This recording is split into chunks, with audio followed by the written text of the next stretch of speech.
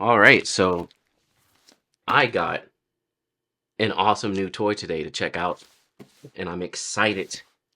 I'm super excited about this, and I want to give you all a real straight up first impressions. Not like I've used it in first impression, but no, like let's see what we feel when we first open this thing up. If I can get it open.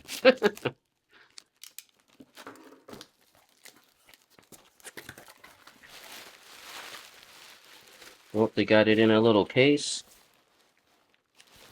This is pre-production, so I don't have my own box. Oh, where's the zipper on this?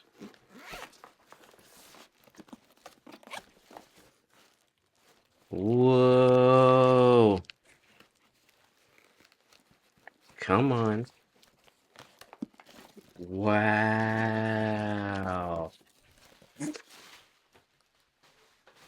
Checking out the brand new GFX 100 RF. And my goodness, is it beautiful. So this is my first time seeing it. Oh, so good. And it's super light. This is essentially GFX answer to the X100VI. Oh man. Oh good. Oh.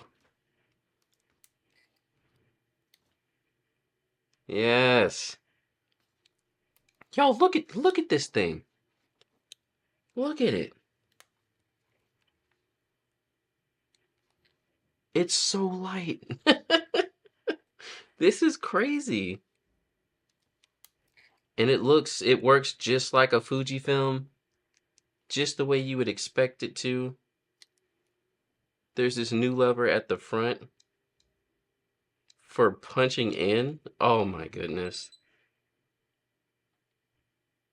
So if y'all saw my video where I was traveling to Japan and I was talking about using the XT5 and being able to punch in a little bit because it's 40 megapixels, this thing can punch in like 4 times. So just imagine that while you're traveling. Like you have 102 megapixels. Like you don't need a zoom lens. You just punch in. And again, this thing looks so good. What is this?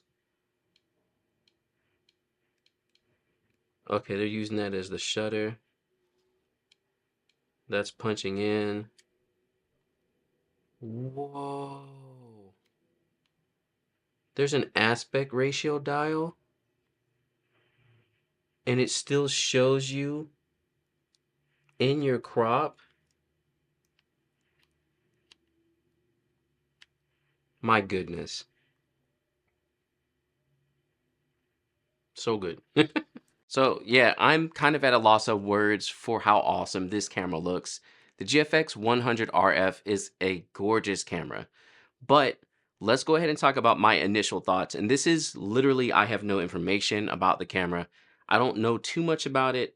I'm getting it in my hands for the first time. It's pre-production, but I want to let you all know what I'm thinking out of the box and how excited I am for it. So the GFX 100 RF is basically the X100VI, but with a GFX format. And one of the biggest things that stood out to me, like you all already heard, is how ridiculously light it is. It is so light. It does not feel like a GFX body at all in the slightest. Honestly, where I'm seeing this camera used most is for travel and just like daily life, kind of documenting what's around you. Honestly, that's what I'm gonna buy myself one. And that's what I want to use it for. Having a fixed lens camera like the GFX 100 RF is a must-have in anyone's kit, in my opinion, for whenever you want to just take photos for yourself. Again, y'all know I have 5 kids. I travel often, and it's nice to have a camera I can just pick up and take photos with, and that's exactly what this does. However, you're getting that GFX resolution and the ability to punch in multiple times on your photos. Speaking of being able to punch in, that little lever on the front is placed extremely well right where your finger is, and you're pretty much getting like 4 focal lengths from the camera. So don't quote me on anything, but pretty much it looks like you're starting out with about a 24 millimeter full frame equivalent, And then there's also a 35, a 50, and an 85 or 80, somewhere in that range, focal lengths. Having these focal lengths right there in the camera and all you got to do is flip the lever is huge. Because then again, like I was talking about when I traveled to Japan, you can just punch in when you need to go further. You don't have to worry about a zoom lens or the zoom coming out. There's nothing else you have to bring with you. You have the camera itself and it's there and it looks good. And we don't even need to get into the resolution or anything like that. I already use the GFX system. I own the GFX 102 and I love the way that looks. So putting it in a smaller, more compact body, just, oh, goodness. And I can't get over how good the silver looks, really. Like, it looks so good. Other things I noticed while I was poking around on the camera, the menus are pretty much the same. So it's a Fujifilm camera. If you're familiar with Fujifilm, you're going to know how to use it immediately. There is an ND filter as well. Right now, the way it's set up, it's not on a button or a lever, but I would probably change that. There's a button on the front. It's kind of like a little switch. I would probably change that to turn the ND filter on and off. And also there's that new aspect ratio dial on the front. Now, honestly, that is a really cool feature.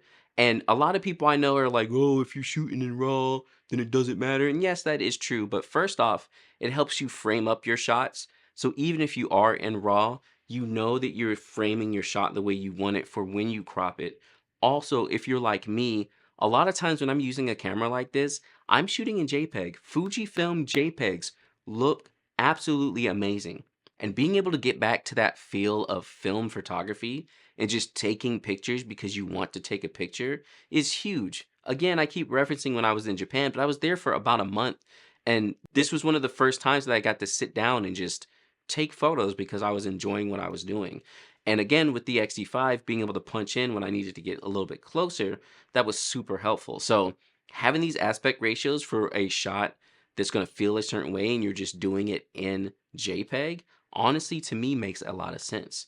All you got to do is set up a button for your film simulation and then also have that dial for your aspect ratio. And you can really tell a whole story of what you were doing just in this one little camera without having to do a lot. After that, everything else about the camera is pretty straightforward. I didn't look into the video specs at all, but I'm pretty sure it does not have IBIS. Being able to take video will be cool as well, but honestly, that's not the main focus on this camera. It's very much a stills camera. It has a tilt screen on it, which again, I enjoy as a mainly stills shooter. And also all the ports and everything makes sense. Dual SD cards, which as long as you have fast SD cards, they're going to be able to keep up with the GFX system. It's just like with the GFX 100S2, which I'll leave my video up above about that as well.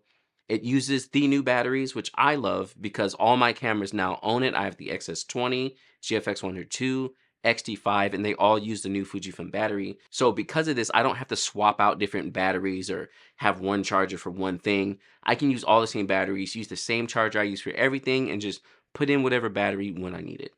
It has micro HDMI like I'm already used to with the XT series, USB-C. It's everything you would want. So good, so good. But I'm gonna get more into using the camera. I really want to take it out for some shoots. And if you all want to stick around for that, I highly suggest subscribing to the channel to check out more information about the GFX 100RF. Let me know in the comments below what y'all want to see me do with this camera while I have it. It is pre-production, but we're going to definitely take some photos, see how they look. And I don't think I can use the raw photos yet, so it's mainly going to be JPEG. But again, I have the camera now for a short period of time.